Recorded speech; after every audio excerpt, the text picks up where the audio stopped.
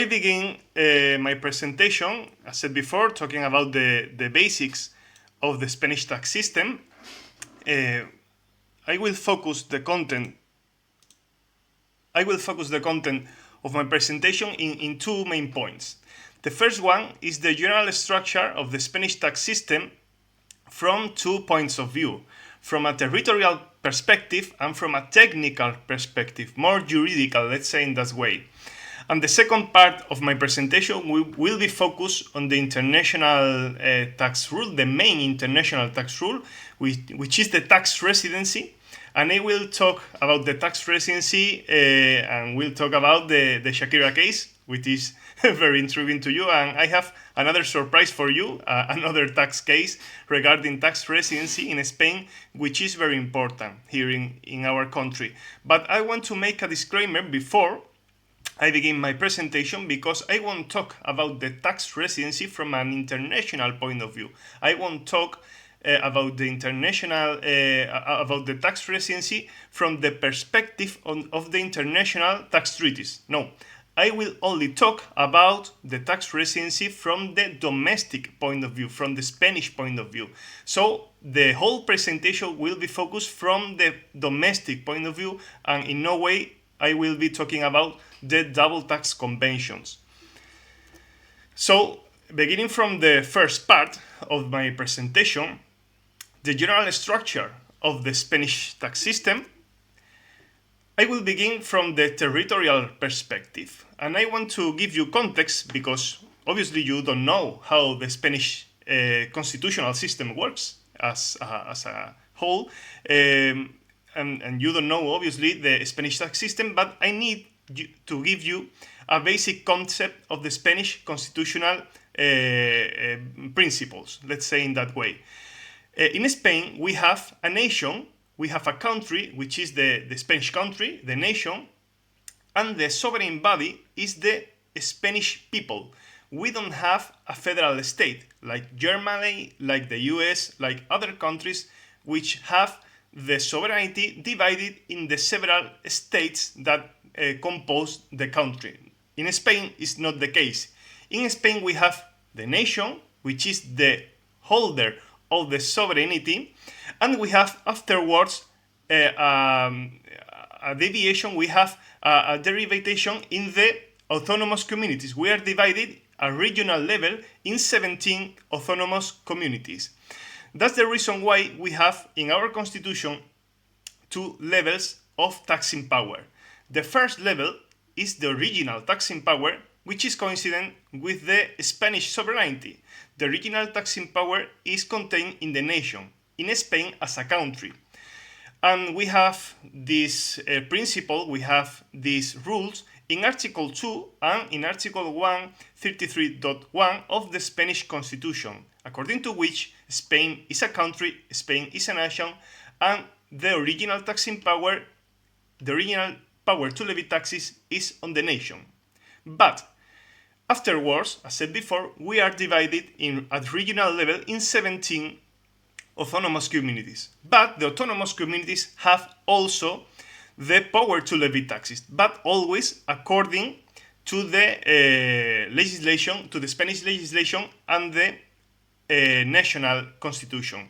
So the autonomous communities that have some legislative competencies can create their own taxes and can participate and collect the taxes of the nation. And this is expressly recognized in the constitution. And we have also a local level of municipalities. We have also some legal local bodies which are not municipalities but acts as municipalities that also can collect taxes. They can also levy taxes, but in that case only in accordance with the national legislation, because the municipalities have not a legislative competence in Spain. So in brief, we have three levels. The first one is the original taxing power contained in the sovereign body, which is the people of Spain. And afterwards, we have a second level divided into sub-levels. The regional level, which is in the autonomous communities that have some tax competencies because they have some legislative competencies, And finally, we have the municipalities that can collect taxes, can regulate some parts of the taxes, but only in accordance with the national legislation which has been previously adopted. So, when we have seen the territorial perspective, the territorial structure of Spain from a tax point of view, I want to introduce you the basic concepts of the technical part of the Spanish tax system, the juridical part, let's say in that way, of the Spanish tax system. So we have here a key idea, which is the hierarchy of norms, but most probably you are familiar with this idea because it's very famous after Hans Kelsen wrote in his books in the 20th century, the hierarchy of norms. And we have also a specific hierarchy of norms in the tax system. And this hierarchy of norms is contained in Article 7 of the General Tax Law. According to this Article 7, the hierarchy of norms is the following. We have, in the top of the pyramid, we have the Spanish Constitution. Afterwards, we have the international tax law, we have the European tax law, and in the base of the pyramid, we have the domestic law, the Spanish law. But you can ask me, hey Manuel, I have been studying at the university in my degree, and my professor said that international law and the European Union law has a higher hierarchy regarding the domestic law. Any domestic law in the world is under the international and the European law. And it's completely true. So, is the Article 7 of the General Tax Law wrong? Is it not correct? No. The answer is in our Constitution, because the international law and the European Union law, before entering into force in the Spanish tax system, must be coherent with the Spanish Constitution. And the Parliament and the Constitutional Court must make, before the international law and the European law enter into force, must make a very hard check. And only if it is coherent, it is accordance to the Spanish Constitution, it can enter into force. Otherwise, if the Spanish Constitution is against the international law or against the European law, the Spanish Constitution must be amended before. And that's why the Spanish Constitution appears in the top of the pyramid in the hierarchy of norms.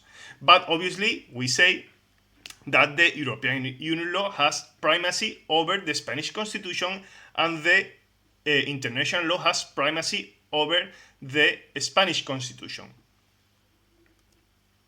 So, beginning from the domestic point of view, as said before, from the Constitution, the top of the pyramid, as explained before, we have very important principles in Article 31 of the legal constitution.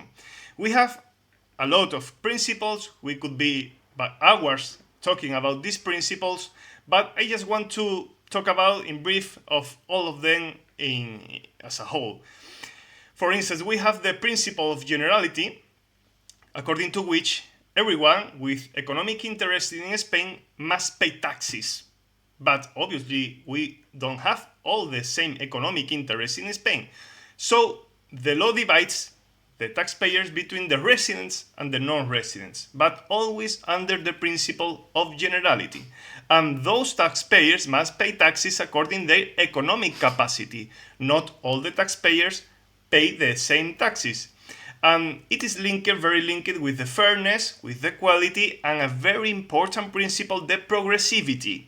In Spain, almost all the taxes are progressive. The personal income tax is progressive, the inheritance and gift tax is progressive, the net wealth tax is progressive, almost all the taxes are progressive. I can remember the corporate income tax is not progressive, it's an exception. The corporate income tax is a flat tax rate, but the general rule is the progressivity, because it is very linked with the economic capacity, with the fairness, with the quality from the Spanish point of view, from the Spanish sensibility, let's say in that way. We have also a warranty in this Article 31 of the Spanish Constitution, which is the prohibition of confiscation. The Spanish Constitution protects the private property, so as a way to protect the private property, established expressly in the Constitution that the confiscation is forbidden. The public body cannot expropriate your ownership through the taxes. And as a consequence of the rule of law, any tax can only be enforced by virtue of the law approved by the Parliament, as the Article 8 of the General Tax Law says.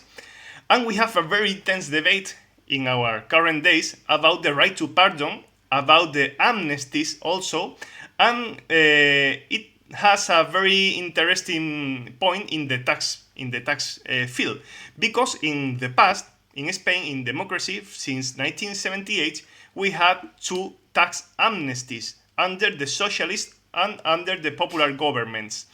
But nowadays, in the current status of the legal system, the Article 3 of the General Tax Law expressly states that the amnesties are forbidden in the tax law. In the tax avoidance are expressly forbidden. And as a consequence of that, the tax liabilities cannot be freely modified by the government. So, once we have seen the principles, the general principles of the Spanish tax system, maybe we can talk about the interpretation of the tax system. It's very common. Maybe you know that in some countries like France, like the US, they have just one code for the regulation of the tax system. In France, for instance, they have the General Tax Code, or in the US, they have the Internal Revenue Code. And in just one text, in one book, they have all the tax system. In Spain, it's not the case. In Spain, we have the general principles contained in the Constitution, as explained before, and we have the general rules contained in the General Tax Law. It's the law that I have been referring in my previous slides. The General Tax Law applies as a lex generalis to the tax system. It's the general rule of the whole tax system. So when we are applying a tax, and a specific tax in our country, we need to observe the General Tax Law, because it's the base of the tax system. And afterwards, a part of the General Tax Law, we have a law for each tax that is into force in Spain. For instance, we have the corporation income tax, we have the personal income tax, we have the value added tax, and all these taxes has its own law. So we have the General Tax Law, and we have the PIT law, the SID law, the VAT law, and a law for each tax. So I am finishing the general structure, the general principles, the general concepts of the Spanish tax system, and I'm going to focus on the international tax route, the main point of the international taxation, which is the residence. But as said before, as said at the beginning of my presentation, I'm talking about the resident, but only from a domestic perspective. I'm not talking about it from an international perspective, which is very interesting, but not the topic of this presentation. From a strict domestic point of view, an individual is considered to be tax resident in Spain if, according to Article 9 of the Personal Income Tax Law, he spent more than 183 days in Spain in a calendar year, not taking into account what we call the sporadic absence. For instance, if you go for 2 weeks on holidays, it's not taking into account for the 183 days accounting. Or if you are not present in Spain, if you have the center of your economic interest in Spain, you are also considered a tax resident in Spain. So we have in our country two main criteria for individuals. We have the presence criteria and we have the economic criteria. Apart from that, we have a rebuttable presumption based on familiar ties. According to our law, if your spouse and your minor age children are tax residents in Spain, according to the criteria I have referred before, you are also a tax resident in Spain. But, maybe I'm not in Spain and I have no economic interest in Spain. So I have the opportunity to challenge this rule. I can challenge the criterion of the tax administration because, according to the law, it is a rebuttable presumption, not a criterion itself. It is interesting to say that we have in Spain some anti-avoidance rules. We have a trailing tax for the transfer of tax residence to non-cooperative jurisdiction, what is commonly called the tax havens. And we also have an exit tax for the transfer of residence. Regarding corporations, we have, let's say, standard criteria for the attribution for the tax residency of the corporations. A corporation will be deemed to be resident in Spain if the tax domicile is in Spain, or the corporation has been incorporated according to the Spanish law, or the most important criterion, if the place of effective management is in Spain. Again, we have some anti-avoidance rules, exit tax, we have a lot of rules for anti-avoidance, but I just want to share with you this small criteria for you to have a good understanding of the basic principles of the tax residency for corporations and for individuals. So after this general dissertation, I want to focus the matter of the tax residency on a very concrete case, a very famous case that you will are aware about it because Shakira is very famous. Shakira is well known in all the world, and she is singing for all of us in every country, so we don't make a distinction about Shakira when we talk about the tax residency. But the fact is that she was married with Gerard Piqué, maybe you know him, who are a football fan, maybe know who is Gerard Piqué, a football player of Football Club Barcelona here in Spain, a very famous club. She was married with Gerard Piqué and she was living in Spain during many years. So in the years 2012, 2013 and 2014, despite of the fact that Shakira was present in Spain the most part of the year, she didn't declare the personal income tax and the net wealth tax. So why did she not declare the personal income tax? Because she would have the obligation to do it. She argued that she was tax resident in the Bahamas. Very, very interesting argumentation, because she tried to argue in front of the tax administration that she created a complex holding structure with at least 17 jurisdictions to channel the proceeds from the shows, from her performance, to her pocket. So as a result, she tried to not to pay taxes in Spain on a personal basis, but on a source basis. So she was making some kind of tax avoidance. Obviously, the tax administration made a very deep inquiry, and they found out that the place where Shakira trained for her shows was in Barcelona. The place where the children of Shakira and Gerard Piqué went to school was in Barcelona. Gerard Piqué was in Barcelona, was tax resident in Barcelona. The hairdresser, the groceries, the malls where Shakira used to go were all in Barcelona. So Shakira have no way to hide. And in brief, she had to reach an agreement with the public prosecutor for not to go to jail, because she was facing 5 years in jail. And as a result, she agreed with the public prosecutor not to go to jail and pay a tax penalty of 17 million euro, a very high penalty with the tax liability.